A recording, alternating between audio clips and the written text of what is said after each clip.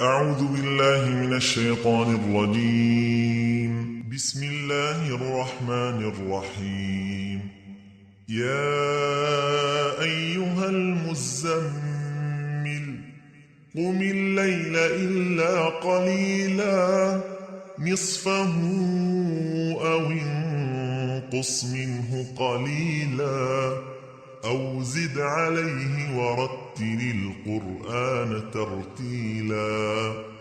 إنا سنلقي عليك قولا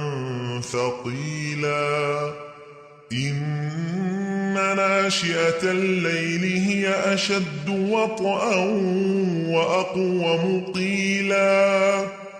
إن لك في النهار سبحا طويلا واذكر اسم ربك وتبتل إليه تبتيلا رب المشرق والمغرب لا إله إلا هو فاتخذه وكيلا واصبر على ما يقولون واهجرهم هجرا جميلا وذرني والمكذبين أولي النعمة ومهلهم قليلا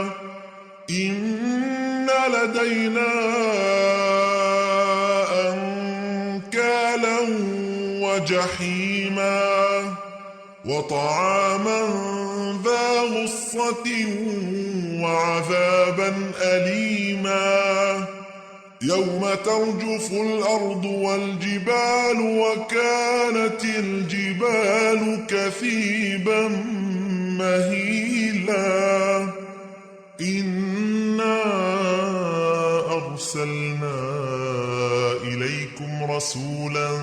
شاهدا عليكم كما أرسلنا إلى فرعون رسولا فعصى فرعون الرسول فأخذناه أخذا وبيلا فكيف تتقون إن كفرتم يوما يجعل الولدان شيبا السماء منفطر به كان وعده مفعولا إن هذه تذكرة فمن شاء اتخذ إلى ربه سبيلا إن ربك يعلم أنك تقوم أدنى من ثلثي الليل ونصفه وثلثه وطائفة من الذين معك والله يقدر الليل والنهار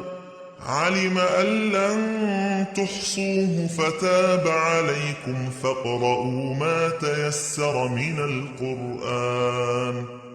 علم أن سيكون منكم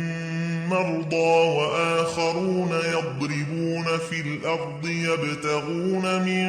فضل الله وآخرون يقاتلون في سبيل الله فاقرؤوا ما تيسر منه وأقيموا الصلاة وآتوا الزكاة وأقرضوا الله قرضا حسنا وما تقدموا لأنفسكم من خير تجدوه عند الله هو خيرا وأعظم أجرا واستغفروا الله إن الله غفور رحيم